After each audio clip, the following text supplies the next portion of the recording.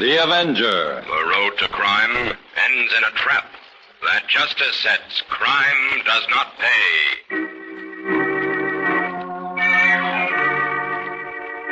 The Avenger, sworn enemy of evil, is actually Jim Brandon, a famous biochemist. Through his numerous scientific experiments, Brandon has perfected several inventions to aid him in his crusade against crime as the Avenger. Most remarkable of these inventions is the highly secret diffusion capsule, which cloaks him in the black light of invisibility. Brandon's assistant, the beautiful Fern Collier, is the only one who shares his secrets and knows that he is the man the underworld fears as the Avenger. And now, the Avenger and Death meets the boat.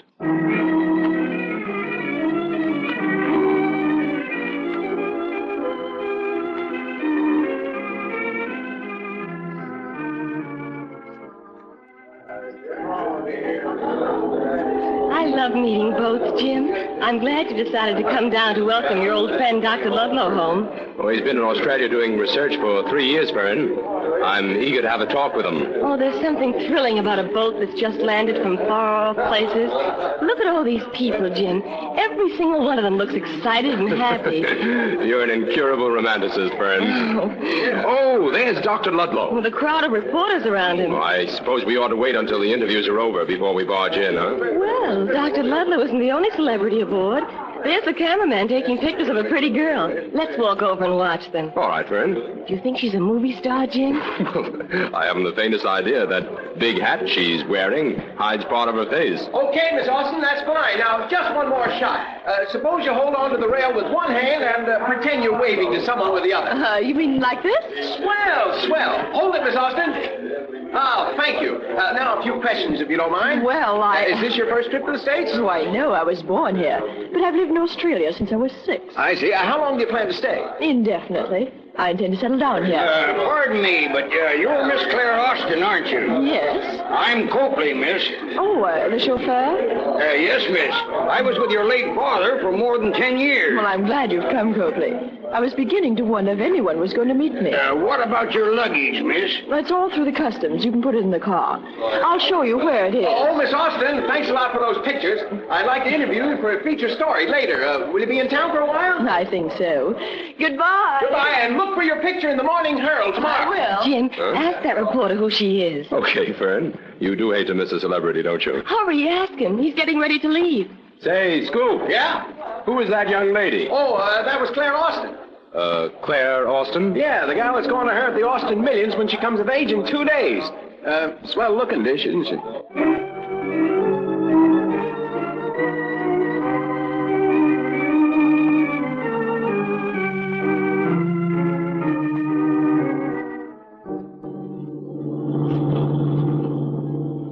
Copley, I understood that Mr. Hayden, my father's lawyer, would be waiting for me at my townhouse. No, he's spending the weekend at his lodge in the country, Miss Claire. He asked me to drive you directly out there. Well, we could have unloaded some of this luggage in town. Well, frankly, miss, that never occurred to me.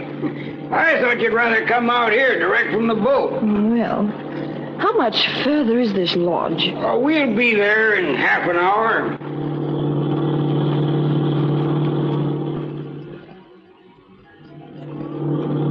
Is that the lodge just ahead there, Copley? Yes, miss. I'll signal them we're coming. This certainly is a secluded spot. Yes, miss. It's a sort of hideaway. Hideaway? Well, what I mean is that it's quiet and restful, miss. Here we are. We'll have to get out on that side, miss. There's a high fence over here. All right. Now, this way. I'll get someone to help me with the luggage. Well, hello, Miss Austin. Welcome to the States. Oh, thank you. I suppose you're Mr. Hayden, my lawyer? No, come in and I'll explain myself. Tell me, did you have a good trip? Yes, thank you. Where is Mr. Hayden, please? All in good time, Miss Austin. To be quite frank, there's been a slight change in plans. Well, I should think so. I expected to meet Mr. Hayden in town. Don't tell me you've driven all the way out here and... why don't you put her wise, Gus? We're wasting time. Yes, I guess we are at that. Copley, what is all this? Who is this man? Never mind that. All you need to know, Miss Austin, is that you've been kidnapped. Kidnapped? Now, if you'll just do what we say... But I won't. I'm getting out of here. Grab her, Copley. There, take it easy, Miss Let me Austin. go. Now, you better do what Gus tells you to. Otherwise... Let me Take her in the go. next room, Copley, and put these bracelets on her hands and feet. No. Now, there's some in there. Yes, everything's set. Get the stain in there.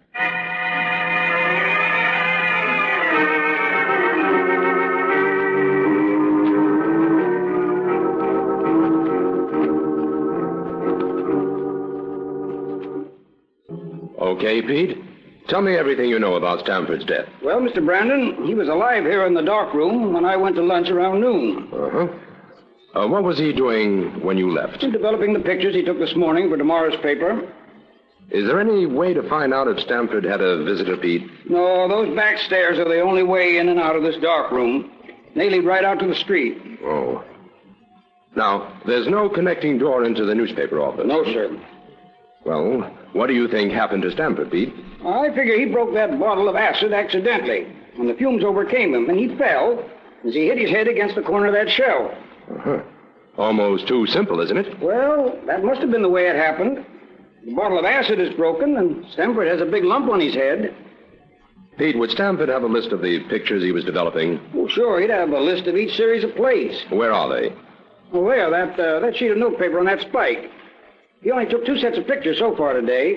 Let me see it, will you, please? Oh, here. Mm-hmm.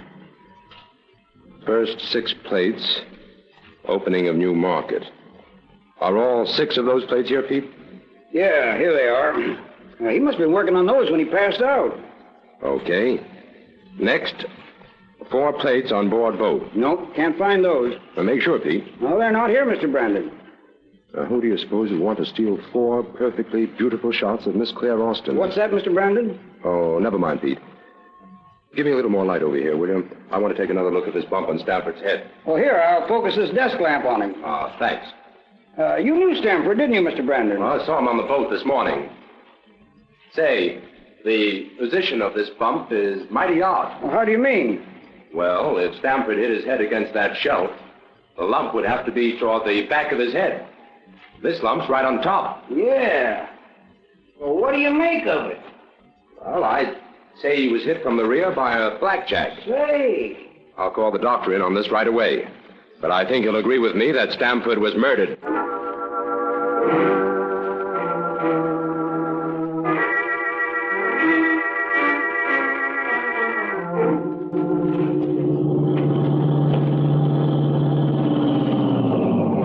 Well, there's Claire Austin's townhouse, Fern. Now, I'll wait here in the car while you play reporter and try to get an interview. But, Jim, you say you don't suspect Claire Austin of murdering Stanford, so why should we waste time on her? Those stolen plates bearing Miss Austin's picture are the only clue we have, Fern. Maybe they tie up in some way with a motive for this murder. How many days' grace did the Herald give you? 3. I promised them a scoop if they'd call it an accident that long. Then you don't want me to mention anything to Miss Austin about Stanford's death? No. Keep the interview general. Try to find out if she has any friends or enemies in this country.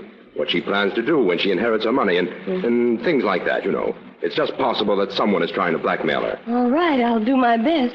But I still think we're barking up the wrong tree, Jim. Now, here's your camera. Study her reactions when you ask to take some pictures. Okay. Don't miss a thing, Fern. A woman's touch is what we need in this.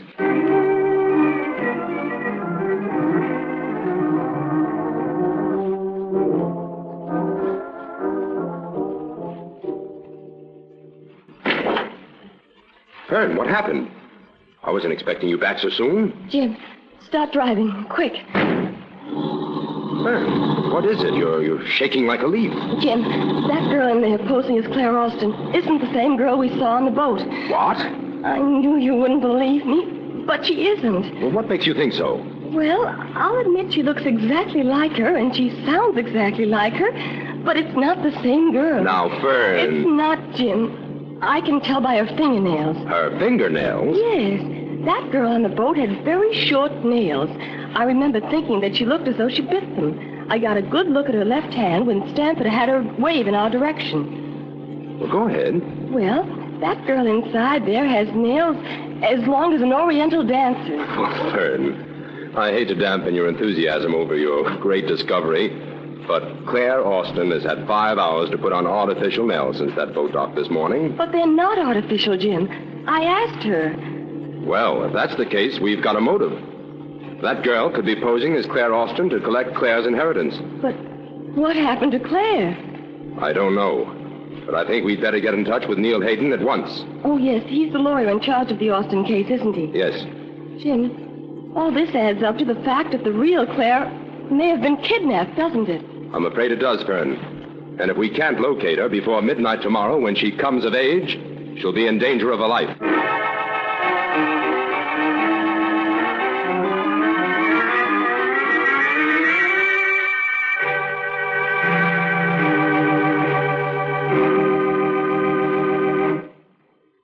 And that's the story, Neil.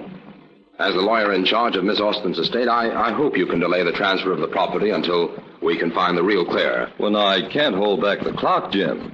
At midnight tomorrow, control of the Austin millions passes into Claire's hands automatically. But surely there's something we can do, Mr. Hayden. We can't just stand by and let the real Claire be killed and this imposter inherit her money. Fern, I don't think Neil is much impressed with the story we've just told him. What about it, Neil? Well, frankly, Jim, it sounds utterly fantastic. The length of a girl's fingernails is pretty slim evidence upon which to base a case of this magnitude. Now, I'd need something more to go on than that. Well, if you can arrange for me to have a talk with this girl, Yeah? I think I can find out whether she's the real Claire or not. All right. I've arranged a little birthday party for her tonight. I'll take you along. Fine. Oh, only remember, don't let her know I'm a detective. I never think of you as a detective, Jim. To me, you're a scientist who sometimes dabbles a bit in criminology. You know, I don't think you intended that as a compliment. Well, what about me? Don't I get invited to the party? Oh, I'm afraid not, Fern. Miss Austin thinks you're a reporter. Remember?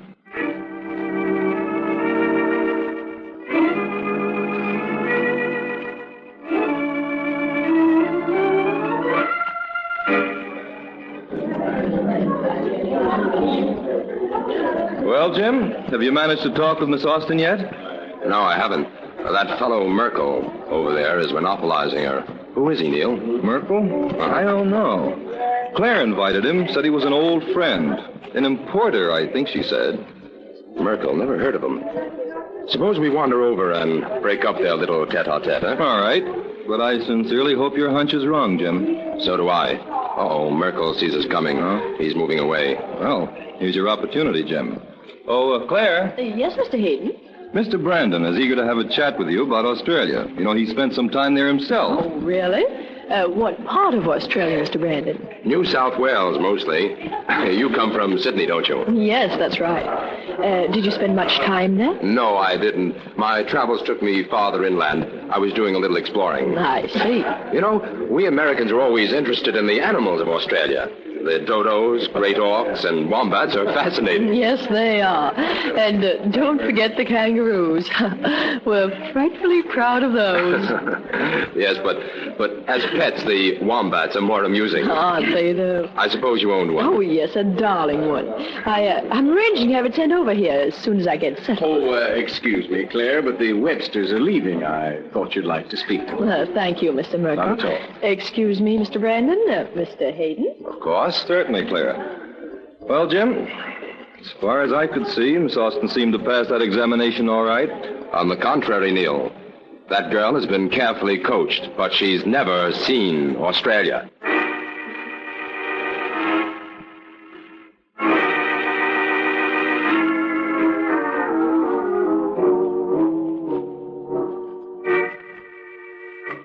Some party. You mean to tell me that's what the millionaires call having a good time? I'm afraid you'll have to get used to it, Thelma. I will not. As soon as I come into that money, Gus Merkel, I'm going away on a long vacation. We'll talk about that later. Oh, that must be Copley. Come in. Have all the servants gone to bed, Copley? Sure. I waited till the coast was clear. Okay. Now, let's get down to business. First of all, what was that guy Brandon talking about tonight, Thelma? Australia. He's traveled there.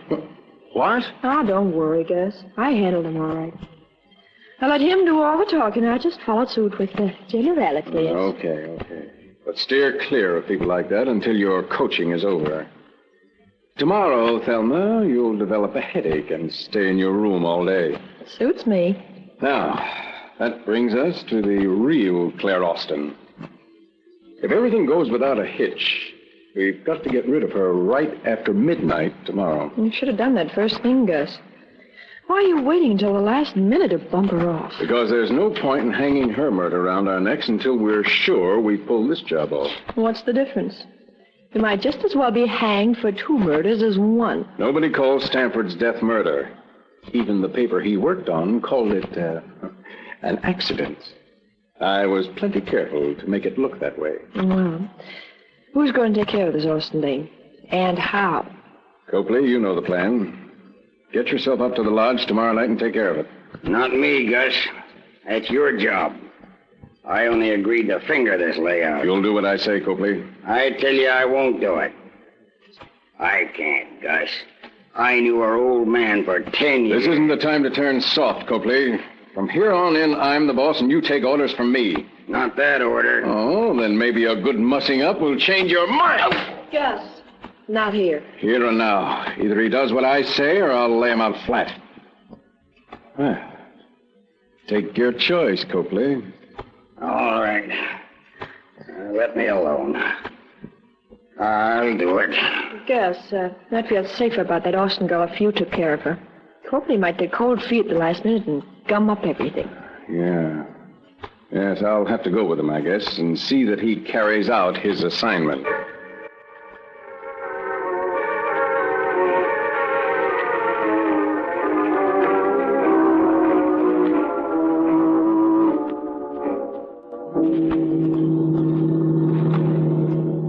Jim, don't think I'm not enjoying this lovely ride in the country, but... But you're dying to know what we're doing out here, right, Fern? Yes. Why did you stop at that gasoline station back there? You didn't buy any gas? No, but I got some information. Jim, please. What's going on? Well, Fern, here's the way I have things figured out. Copley, the chauffeur, met the real Claire Austin at the boat. 3 hours later, he delivered the phony Claire Austin at her house in town. Copley was the one who kidnapped Miss Austin then. Oh, he had to have a hand in it. Probably set up the job for a gang. A thing like this would take some organizing. But what makes you so sure he brought her way out here? Neil Hayden had Copley's gas credit card checked for me. And the records show that Copley gassed up at that station back there 3 times within the last few weeks. The station attendant remembers him. Says Copley's car always turned off on this side road we're on now. Oh, we're looking for the hideaway. Yes. So keep your eyes peeled, Fern, because our time is running out.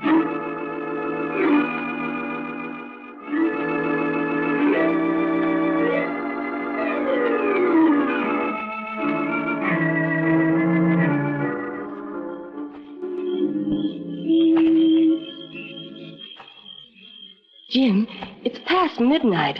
Maybe this isn't the house at all. I'm sure it is, Fern. There are 2 husky fellows guarding the front driveway. But how do you plan to get inside the house, Jim? When the criminals arrive, I'll go right in with them as the Avenger. But what if the criminals should call up the guards here and tell them to kill Claire? They can't, Fern. There are no telephone wires leading into that house. They'll have to show up in person. Oh, I'm getting nervous, Jim. Now, Fern, we can get Miss Austin out of there in a matter of minutes if we follow our plan. Well, let's go over it again, Jim. I'd never forgive myself if I bungle my end of it. Well, you won't, Fern. Here's the way we'll manage it. The moment I get inside the house, I'll unlock this back window. Miss Austin will come out and join you here. Then you two make tracks through the woods to our car and head straight for town. What about you, Jim? I'll join you later. Inspector White and Neil Hayden will meet you in front of Miss Austin's house in town. They'll escort the real heiress inside to face the imposter. They've arrived. I'll go around and join them at the corner of the house as the Avenger. Good luck, Jim.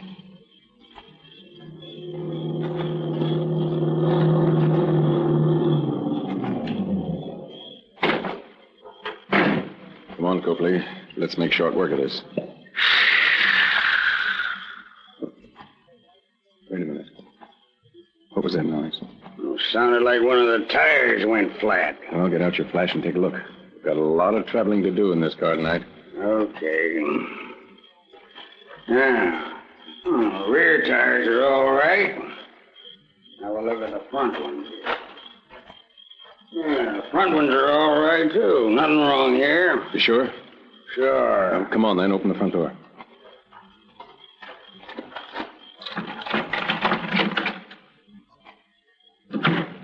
All right, Copley. Go into the next room and get the Austin dame. Take the bracelets off her and see that there are no marks where she was fastened to the bed. And don't use the blackjack until we get her in the car. Why not? It'd be easier. I want those 2 guards outside to see her alive when she leaves here. The less they know, the safer we are. Go ahead now, bring her out. All right.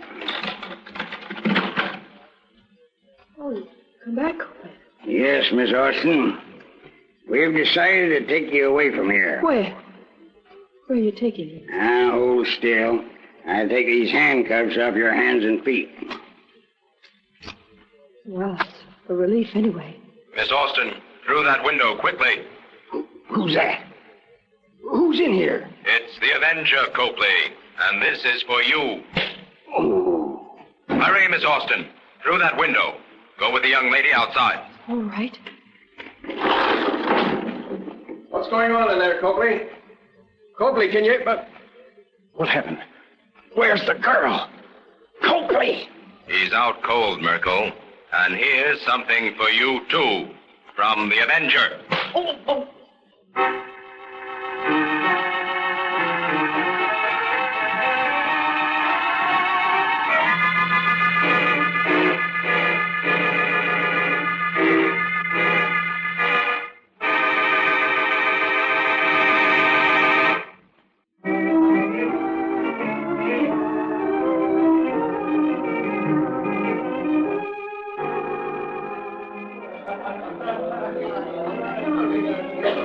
Claire Austin's birthday party is a great success, Jim, even if it is a few days late. Well, she can thank you for being alive to celebrate it, friend. You know, if you hadn't noticed Thelma's fingernails, we might never have discovered she was an imposter. Oh, Jim, you're just flattering me. No. The fingernails weren't the only clue you had.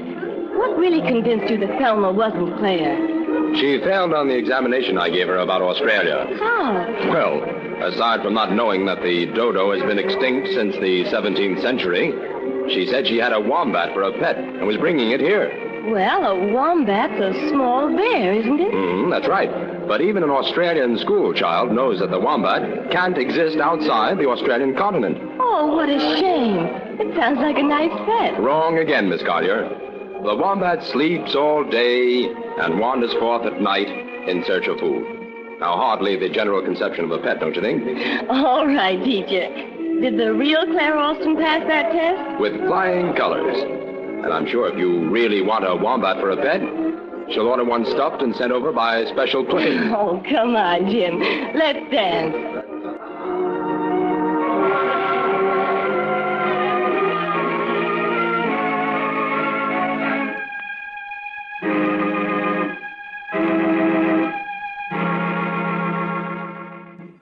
All characters, names, places, and plots used in the Avenger program are fictitious. Any similarity to persons living or dead is purely coincidental.